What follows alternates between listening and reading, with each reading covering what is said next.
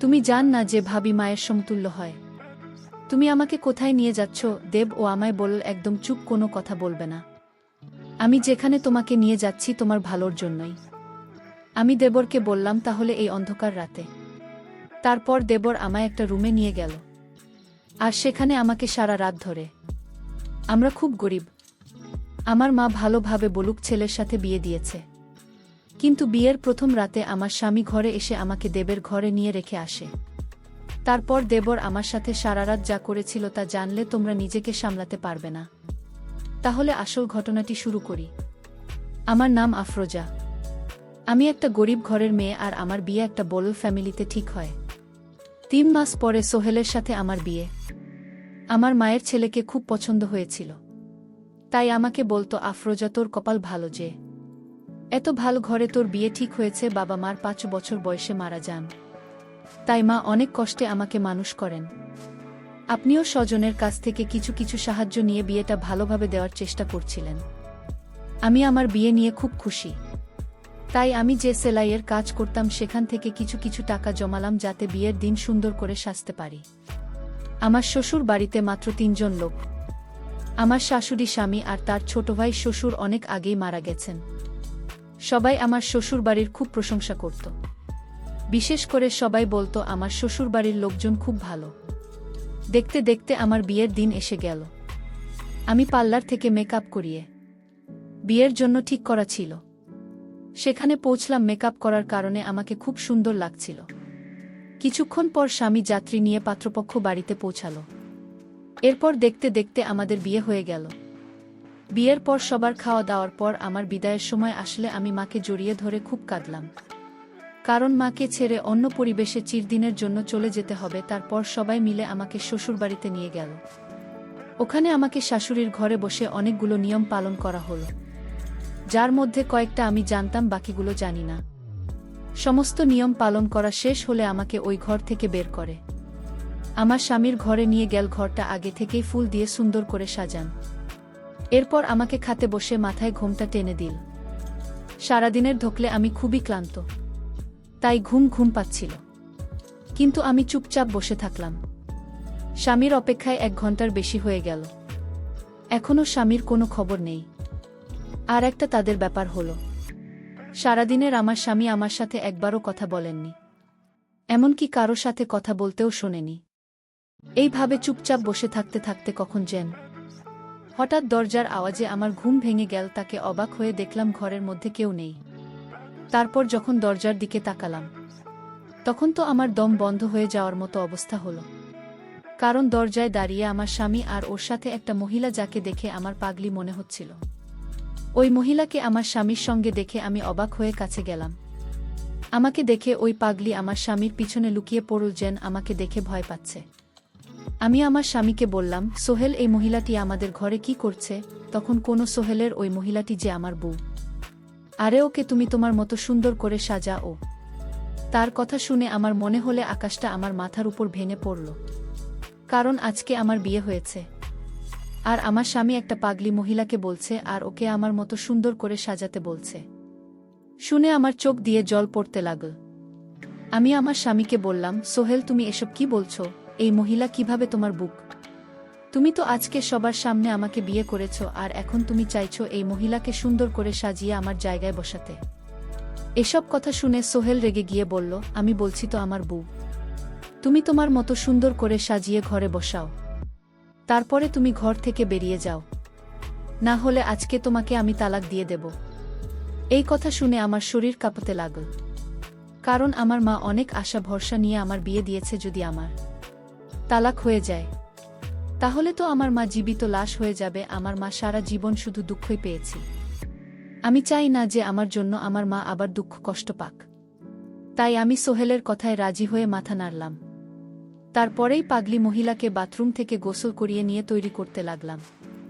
তাকে আমার ব্যানার সেটা পরালাম, যেটা আমি বিয়েতে শ্বশুরবাড়ি থেকে আমাকে উপহার হিসেবে দিয়েছিল।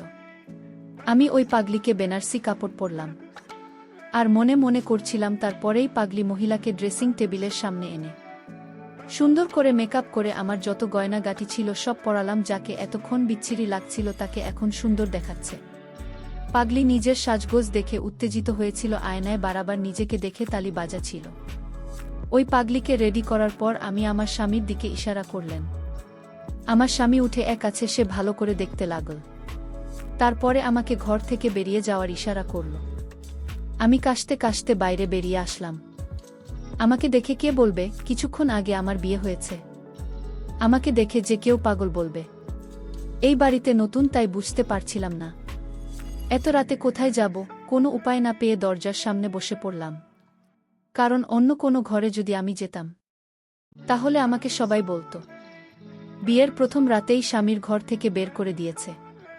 তাই নিজের অসম্মানের আর তালাকের ভয়ে আমি চুপচাপ ছিলাম। আমার স্বামীর দরজার সামনে বসে রইলাম। দুঃখে আমার ঘুম আসছিল না, তাই চুপচাপ বসে রইলাম। কিছু সময় পরে বারান্দায় কারো আওয়াজ পেয়ে তাকিয়ে দেখি আমার দেওর ও আমাকে ওখানে দেখে চমকে ওঠে। তারপরে আমাকে ওর ঘরে নিয়ে গেল।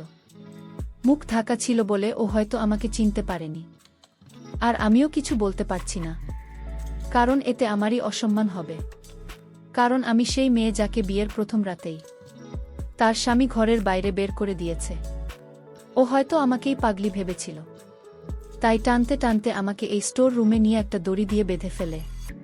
তারপর আমি অবাক হয়ে দেখলাম সে আমার জন্য বাসি রুটি তরকারি আর কিছু ওষুধ নিয়ে আসলো, যেটা হয়তো ওই পাগলের জন্য। কিন্তু আমি ওষুধ কিছুতেই খেতে পারবো না, কারণ আমি তো পাগলি না। দড়ি দিয়ে আমার পা বাঁধা ছিল, কিন্তু দুইটা হাত খোলা ছিল। ও আমাকে ওই বাসি রুটি খেতে বলল। আমি তাড়াতাড়ি মাথা ঝুঁকিয়ে না বললাম যে মাথা ঝোকাল আমি, তখনই আমার মুখ থেকে কাপড় পড়ে গেল। আর আমার দেওর আমাকে দেখে চমকে উঠল, তো বিশ্বাসই করতে পারছেন না যে এটা আমি। তারপরে আমাকে বলল তুমি এই অবস্থায় কেন? আমি কাঁদতে কাঁদতে ওকে সব কথা খুলে বললাম। ও আমার কথা শুনে মাথায় হাত দিয়ে বসে পড়ল। তারপর বলল তোমার উচিত হয়নি দাদার কথা শুনে ওই পাগলিকে নিজের জায়গায় বসানো আর ঘর থেকে বেরোনো। এই কথা শুনে আমি বললাম যে তোমার দাদা আমাকে তালাক দেওয়ার আর এই বাড়ি থেকে বের করে দেওয়ার ভয় দেখাচ্ছিল। আর আমার তালাকের কথা শুনলে আমার মা জীবিত লাশে পরিণত হবে। তারপর আমার দেওর আমার পা থেকে দড়ি খুলে আমাকে ওর পিছন পিছন আসতে বলল। আমিও ওর পিছন পিছন স্টোর রুম থেকে বেরিয়ে অন্য একটা রুমে গেলাম, যেখানে আমার শাশুড়ি ঘুমিয়েছিল। আমার দেওর শাশুড়িকে ঘুম থেকে উঠে সমস্ত কথা বলল, যেটা শুনে আমার শাশুড়ি দীর্ঘ নিঃশ্বাস ফেলে। আমি বুঝতে পারছিলাম কিছু একটা তো আছে যেটা আমার থেকে লুকোচ্ছে। তাই আমি আমার শাশুড়িকে সরাসরি জিজ্ঞাসা করলাম ওই মহিলাটিকে যার জন্য আমাকে আমার ঘর থেকে বের হয়ে আসতে হয়েছে। তখন আমার শাশুড়ি দেবর একে বাইরে যেতে ইশারা করল। দেবের বাইরে বেরিয়ে গেলে শাশুড়ি আমাকে ওনার পাশে বসিয়ে বললেন যে ওর হলো আমার বান্ধবীর মেয়ে। তোর ছোটবেলাতেই ওর বাবা মা মারা যায়, তাই আমি ওকেই বাড়িতে এনে নিজের মেয়ের মতো মানুষ করি। ওরা তিনজন একসাথে বড় হয়। সোহেলের সাথে বন্ধুত্ব খুব ভাল ছিল। আমার শাশুড়ি আরও বললেন পাগলি মেয়ে, তার নাম সবিতা। ও বড় হলে আমার শাশুড়িকে বিয়ে দেওয়ার জন্য পাত্র দেখতে শুরু করলে সবিতা বলে যেও কাউকে ভালোবাসে তাকে বিয়ে করতে চায়। এটাতে আমার শাশুড়ি খুশি হয় আর নিজের ছেলের সাথে সবিতার বিয়ে ঠিক করেন। শাশুড়ি মনে মনে খুব খুশি হয়েছিল, কারণ উনি সবিতাকে খুব পছন্দ করতেন। কিন্তু যখন সবিতা শোনা যে সোহেলকে ভালোবাসে এবং বিয়ে করতে চায়, তখন সবিতা সরাসরি না বলে দেয়। আর এতে আসলে সোহেলের মন ভেঙে যায়, তাই ও ব্যবসার কাজে বাইরে চলে যায়। সবিতার এই কথা শুনে আমার শাশুড়ির খারাপ লাগলেও তিনি সবিতার বিয়ে ধুমধাম করে দেন। সোহেল এতটাই দুঃখ পেয়েছিল যে সবিতার বিয়েতেও আসেনি। সবিতার বিয়ের মাত্র 1 মাস পরে ফিরে আসে, কারণ ওখানে থেকেও কেমন পাগল হয়ে যাচ্ছিল। আর ওর স্বামীও সমস্ত গয়নাগাটি টাকা পয়সা নিয়ে পালিয়ে যায়। তারপরে আর তাকে খুঁজে পাওয়া যায়নি। পরে খোঁজ নিয়ে জানা যায় সবিতার সঙ্গে ছেলেটি অনলাইনে পরিচয়। তার মানে ছেলেটি একটা প্লট, যে টাকা পয়সার লোভে বিয়ে করেছিল সবিতা। এদিকে মা হতে চলেছে। এ কথা শুনে দুঃখে সবিতা পাগলের মতো আচরণ করতে শুরু করে। তারপরে যখন ওর বাচ্চা নষ্ট হয়ে যায়, তখন সুবিধা পুরোপুরি পাগল হয়ে যায়। এই কথা যখন সোহেল শুনে খুব তাড়াতাড়ি বাড়ি ফিরে সবিতার খেয়াল রাখতে শুরু করে। ও সবিতাকে ভালো ডাক্তার দেখায়, কিন্তু ডাক্তার বলেছিল হয়তো সবিতা পুরোপুরি ঠিক হবে না। একটা মাত্র সম্ভাবনা আছে, ওর সাথে যা হয়েছে তা যদি আবার রিপিট করা হয় তাহলে হয়তো ঠিক হতে পারে। এ কথা শুনে সোহেল ওকে বিয়ে করার জন্য ব্যস্ত হয়ে পড়ে। তখন আমার শাশুড়িকে নিজের দিদি দিয়ে কোনো রকমে ওকে আটকে রাখে। এইভাবে 1 বছর কেটে গেল, কিন্তু সবিতার কোনো উন্নতি দেখা গেল না।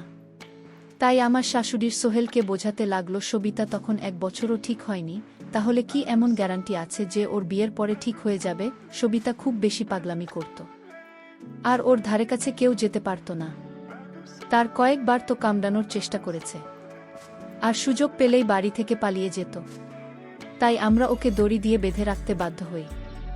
সোহেলের এত চেষ্টার 1 বছর পরেও সবিতা যখন ঠিক হলো না, তখন বাড়ির সবাই সোহেলকে বুঝিয়ে শুনিয়ে দিয়ে দিন। কারণ সবাই ভেবেছিল যে সোহেল বিয়ে করলে হয়তো ওর মন থেকে সবিতার প্রভাব কমে যাবে। আমার শাশুড়ি সবসময় চাইতো সোহেল যেন বিয়ে করে সুখী হতে পারে। কিন্তু সোহেল যে সবিতাকে পুরনো জীবনের কথা মনে করানোর জন্য সবিতাকে নিজের বাসর ঘরে নিয়ে গেছে, তারা কেউ জানত না। শাশুড়ির মুখ থেকে সমস্ত কথা শুনে আমার অবস্থা খুব খারাপ হতে লাগল। কারণ আমাকে এমন একটা ছেলের সঙ্গে দিয়ে দেওয়া হয়েছে যে আগে থেকেই অন্য কাউকে ভালোবাসে। হয়তো আমরা গরিব, তাই আমাদের সাথে এসব করা যায়, কারণ ওরা জানে আমরা কিছুই করতে পারব না। এইসব ভেবে ভিতরে ভিতরে কান্নায় আমার বুক ফেটে যাচ্ছিল। তখন আমার শাশুড়ি আমাকে নিয়ে আমার স্বামীর ঘরের দরজার সামনে এসে দরজা খুলে দেখতে পেলাম যে সবিতা নতুন শাড়ি গহনা পরে মেঝেতে শুয়ে আছে, আর সোহেল খাটের উপর বসে বসে কান্না করছে। সোহেল তার মাকে দেখেই আমার কাছে এসে মাকে জড়িয়ে ধরে কাঁদতে লাগল। কান্না থামলে আমার শাশুড়ি সোহেলকে বোঝাতে লাগল যে সোহেল আমার সাথে কি অন্যায় করেছে। এরপর সোহেল আমার দিকে মাথা নিচু করে দাঁড়িয়ে আমার কাছে ক্ষমা চাই। এরপর আমার শাশুড়ি ঘুমন্ত সবিতাকে ঘুম থেকে উঠিয়ে বুঝিয়ে শুনিয়ে নিজের সঙ্গে নিয়ে গেল। উনারা যাওয়ার পরেই সোহেল আমার কাছে আবার ক্ষমা চেয়ে আমাকে কারণ বোঝাতে লাগল, যেটা আমি আগে আমার শাশুড়ির কাছ থেকে শুনেছি। আমি বুঝতে পারলাম যে সোহেল বিয়ে করতে চাইতো না, যাতে সবই তার দেখাশোনা করে, ঠিক করতে পারে এবং ওকে বিয়ে করতে পারে। কিন্তু বাড়ির সবাই জোর করে ওকে আমার সাথে বিয়ে দিয়ে দেয়। সোহেলের নিজের দুঃখ আমার সাথে শেয়ার করতে শুরু করলে আমি ওকে বললাম, আমি সবসময় তোমার পাশে আছি। আমার নিজের উপর বিশ্বাস ছিল যে আমি ওর মনে আমার জন্য জায়গা করে নিতে পারবো। আর এইসব কথা না আমি আমার মাকে না অন্য কাউকে বলতে পারবো। আমি ওই বাড়িতে সবিতার সাথে নিজের বোনের মতো ব্যবহার করতে শুরু করি। ওর খাওয়া দাওয়া দেখাশোনা করতে থাকি। ফলে বাড়ির সকলের সাথে সাথে সোহেলের মতো আমার জন্য জায়গা তৈরি হয়, যেটা আমার স্বামী আমার সঙ্গে মিষ্টি মিষ্টি কথা বলে বোঝার। কিন্তু সবিতার অবস্থার কোনো উন্নতি হয়নি। ওষুধ চেঞ্জ করেও দেখা হয়েছে, কিন্তু কোনো ফল পাওয়া যায়নি। কিন্তু তবু সোহেল চাইতো না যেন ভালো হয়, তাই আমি দিনরাত পরিশ্রম করতাম। ওকে নিয়ে ডাক্তারের কাছে চেক আপ করাতে যেতাম, কিন্তু সবিতার অবস্থার কোনো উন্নতি হয়নি। ধীরে ধীরে সবই তার অবস্থা খারাপ হতে থাকে। এখন সারাদিন বিছানাতেই শুয়ে থাকে। তাই আমি সোহেলকে বললাম ওকে শহরের সবচেয়ে ভালো ডাক্তার দিয়ে চেক আপ করাতে। যখন আমরা সেই ডাক্তারের কাছে নিয়ে গিয়ে চেক আপ করাতাম, ডাক্তারের কথা শুনে আমরা সবাই হতাশ হয়ে গেলাম। কারণ ডাক্তার বলল সবই তার শরীরে ধীরে ধীরে কঠিন রোগের ছড়িয়ে পড়েছে। ওর জীবন আর কয়েকদিনের। কিন্তু আমরা হাল না ছেড়ে ওর চিকিৎসা করাতে লাগলাম। কিন্তু এত চিকিৎসা করেও কোনো ফল পাওয়া গেল না। আমার বিয়ের 6 মাসের মাথায় সঙ্গীতা সবাইকে দুঃখ দিয়ে এই পৃথিবী ছেড়ে চলে গেল। ওই ছেলেটার উপর আমার খুব রাগ হতো, যার কারণ এসবই তার এই অবস্থা।